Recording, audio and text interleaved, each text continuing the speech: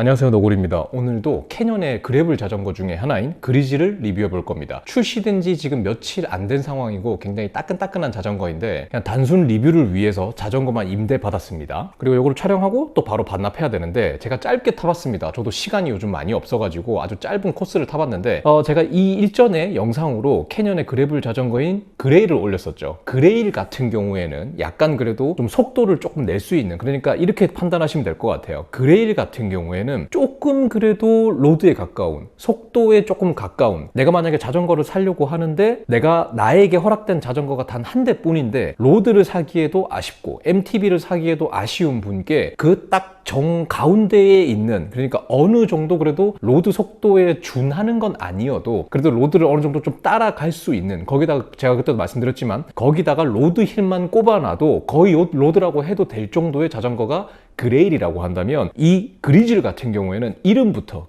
이 그리즐이 그 그리즐리 베어라고 할 때 그 그리즐이라고 하더라고요. 그래서 이 자전거 같은 경우에는 확실히 딱 보기에도 그 그레일보다는 조금 더 산하게, 조금 더 거친 지형에, 조금 더 여행에 맞춰져 있는 게 바로 이 그리즐이라고 보시면 됩니다. 자, 일단 제가 시승해봤던 그레일과 그리즐은 가격이 한 10만 원 정도 차이. 얘가 10만 원이 더 싸요. 근데 둘 다 400만 원 정도인데 사실상 이 영역에서 10만 원 차이면은 뭐 거의 의미가 없다, 거의 같은 가격이라고 보면 될 것 같습니다. 아무래도 이 핸들바, 그 플로팅 핸들바가 있는 부분을 제외하고는 사실상 구성은 거의 비슷하다. 자, 그렇다면은 이 자전거가 그 그레일과 비교해서 이 그리즐의 특징은 어떤 것들이 있길래 조금 더 거친 지형에 맞고 이게 여행에 조금 더 적합하느냐라고 물어보신다면은, 자, 그 이유들을 이제 조금씩 말씀드리겠습니다. 자, 아무래도 일전에 리뷰했었던 그레일과 좀 비교를 해보는 리뷰 방식이 될 것 같아요. 자, 첫 번째는 가장 큰 특징은 역시나 이 핸들바겠죠. 그레일 같은 경우에는 그 2단 핸들바가 있었는데 저는 개인적으로 조금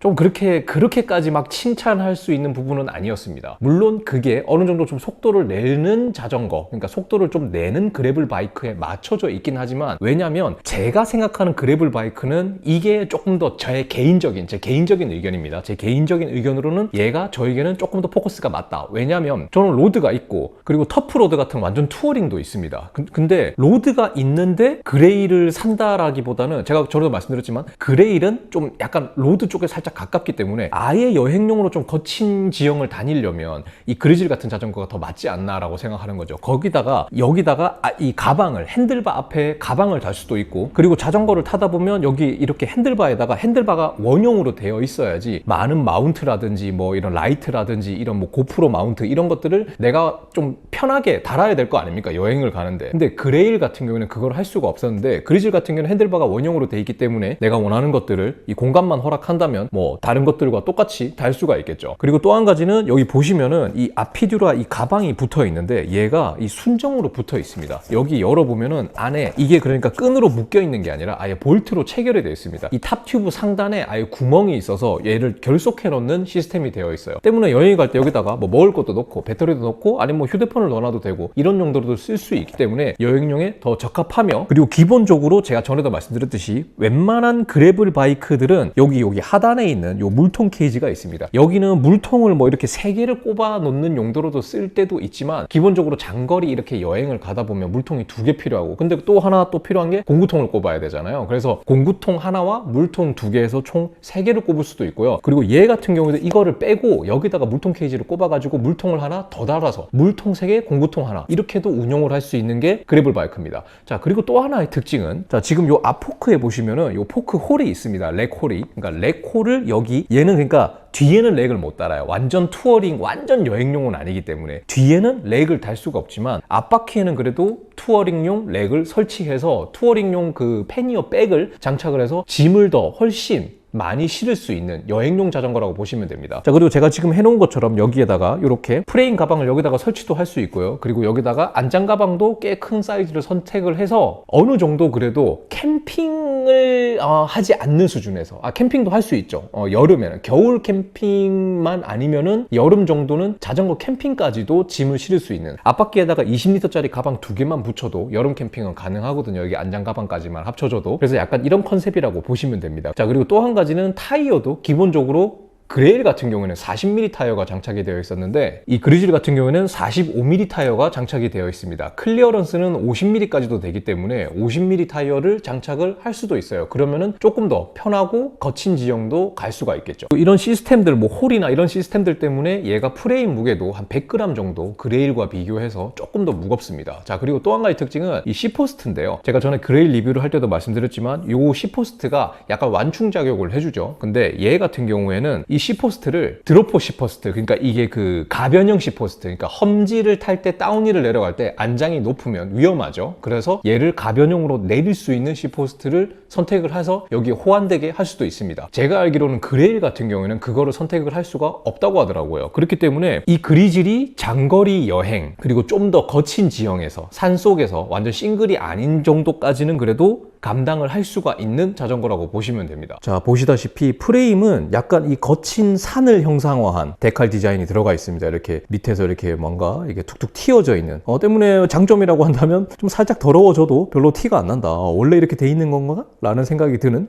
그런 형태를 가지고 있습니다. 그리고 지금 핸들바 같은 경우에도 이제 보통의 일반적인 그래블 바이크에 이제 선택이 되어 있는 원형 핸들바가 장착이 되어 있기 때문에 훨씬 더 편하고요. 저는 뭐 사실 이 그래블 바이크는 그냥 이렇게 하는 게 더 맞지 않나 하는 생각을 하는 사람입니다. 자, 그리고 말씀드렸듯이 타이어는 기본적으로 45mm 타이어가 장착이 되어 있기 때문에 굉장히 큽니다. 자, 클리어런스는 이 정도라고 보시면 되거든요. 그래서 보시면 아실 수 있듯이 클리어런스가 좀 여유가 있어요. 그래서 50mm까지는 장착이 가능하다. 50mm 이상을 선택을 할 경우에는 좀 이물질이 껴서 포크나 이런 데에 조금 안 좋은 일이 있을 수도 있다라고 얘기합니다. 자, 그리고 포크에 보시면은 이렇게 렉 홀이 3개가 뚫려 있죠. 그래서 저기다가 렉을 설치해서 여행용 패니어 같은 거를 선택할 수 있게 되어 있습니다. 아, 그리고 머드가드도 설치는 할 수 있어요. 개인적으로 저는 좀 완전 여행용으로 쓰려면, 장거리 여행용으로 쓰려면 뒷바퀴에다가 머드가드를 하는 거는 어느 정도는 좀 필수가 아닌가라고 생각을 합니다. 그리고 얘도 이렇게 갈라져 있는 C포스트가 적용이 되어 있어서 실제로 이렇게 충격을 주면 탈 때 체중이 실리면 얘가 움직이는 게 느껴집니다. 그래서 얘 같은 경우는 이걸로 해결해주는, 그러니까 승차감을 좀 보완해주는 부분이 좀 크다고 얘기를 해야 되겠죠. 자, 제가 산에서 라이딩을 하고 세차를 안 해가지고 상태가 그렇게 깨끗하지는 않습니다.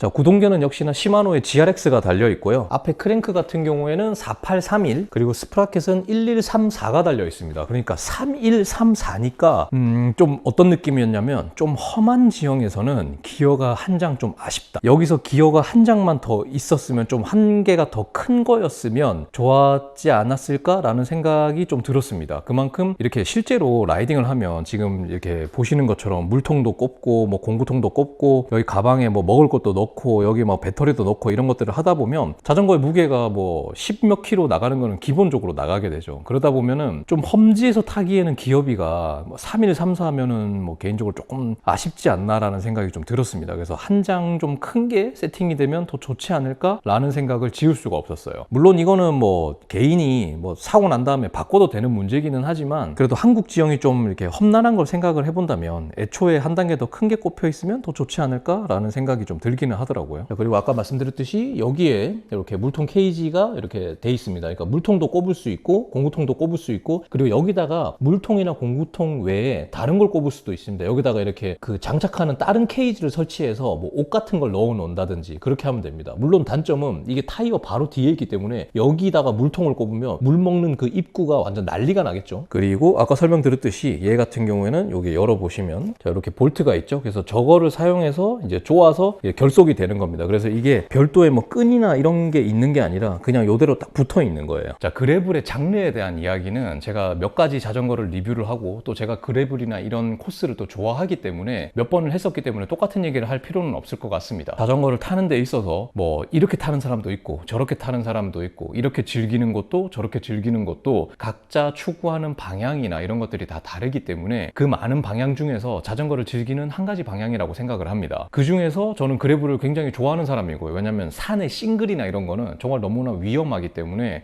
그런 데서 타는 거는 그렇게 좋아하지는 않습니다. 좀 약간의 스트레스를 받는다고 해야 될 것 같아요. 자, 그런데 그래블을 타는 데 있어서 가장 중요한 거는 저에게는 이제 여행이라고 말씀을 드렸죠. 그래서 저는 제 개인적으로는 그레일보다는 이 그리즐 자전거가 제가 생각하는 이런 투어나 이런 것에는 조금 더 맞지 않는가라고 생각을 합니다. 그러니까 이 자전거를 타고 뭐 국토 종조를 한다든지 아니면은 뭐 강원도 이런 데를 가서 도로도 좀 타고, 그리고 임도 같은 데도 좀 타고, 동해 같은 데 가서 이렇게 좀 거친 길도 좀 가고, 내가 여행을 항상 이렇게 꼼꼼하게 계획하는 게 아니라 어떨 때는 고도표나 이런 뭐 GPX 파일이나 이런 것이 없이 내가 가고 싶을 때 그냥 내가 가고 싶은 대로 가고 싶은 게 또 사람의 마음이잖아요. 자, 그렇다면 개인적으로 이 자전거는 어떤 느낌이 들었냐면, 일단 가격을 생각해 본다면 이게 이제 실제로 배송까지 다 합치면 한 400, 한 10만 원 정도에 살 수 있는 가격인데, 카본 프레임에 이 정도 구성을 가지고 시마노 GRX 구동계를 가지고 있기 때문에 가격은 다른 것들과 비교해 보면은 어느 정도는 그래도 수긍할 수 있을 만한 가격이라고 생각이 됩니다. 그리고 그래블 장르에 대한 이런 대응 같은 것도 꽤 나름 잘 되어 있다고 볼 수 있을 것 같아요. 이런 물통 케이지나 이런 것들도 잘 되어 있으니까 여행을 즐기는 데 있어서는 충분할 것 같다라는 생각이 듭니다. 한 가지 아쉬운 거는 아까도 말씀드렸지만 기어비가 한국 지형에서 타기에는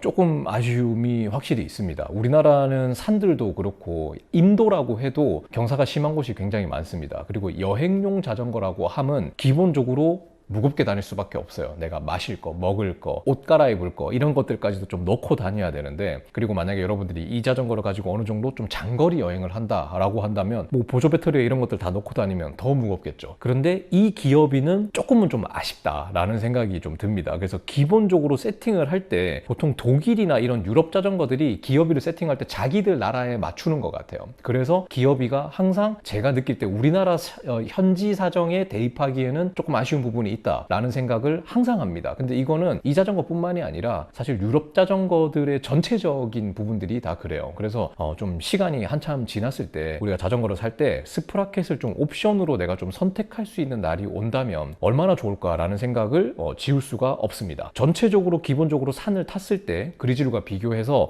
좀 더 편안하고 안정감 있는 느낌을 받을 수 있었습니다. 그 기어비 그거 딱 하나 빼고는요, 아쉬운 부분 그거 하나 빼고는요. 그럼 만약에 여러분들이 내가 자전거를 한 대밖에 가질 수 없는 상황에서 선택을 하셔야 된다면은 속도도 내고 어느 정도 내가 임도나 이런 거친 길도 좀 타야 되겠다라고 한다면 전에 리뷰했던 그레일이 좀 맞을 수 있겠지만, 내가 로드도 있는데 좀 여행을 즐기고 싶다, 좀 편안하게 거친 길도 좀 가면서 라고 하는 사람들에게는 이 자전거가 또 확실히 추천드릴 수 있을 만한 자전거가 아닐까라고 생각을 해요. 제가 항상 말씀드리지만 그래블 자전거가 이 캐년만 있는 건 아니고 뭐 자이언트도 있고 뭐 트랙도 있고 뭐 모든 자전거 회사들이 다 지금 그래블이 외국에선 난리라서 많은 회사들의 제품이 있기 때문에 오늘 영상을 보시고 내가 그래블에 좀 관심이 있었는데 라고 생각을 하신다면 이렇게 뭐 사려고 했던 것들의 리스트 중에서 하나 올려놓고 고민을 해보시면 좋은 선택을 하시는데 도움이 되실 거라고 생각을 하고, 오늘도 그런 마음으로 이 영상을 만들었으니까 여러분들이 자전거 라이프 생활을 하시는데 조금이나마 도움이 되셨기를 바랍니다. 자, 그럼 오늘은 말을 적게 하기 위해서 최대한 좀 짧게 만들어 봤는데 그래도 좀 길었나 모르겠습니다. 자, 그러면 저는 다음 영상에서 또 찾아뵐 거고요. 항상 안전한 라이딩이 최우선이니까 항상 안전하게 라이딩을 하시길 바라겠습니다. 자, 그럼 다음 영상에서 또 뵙겠습니다. 감사합니다.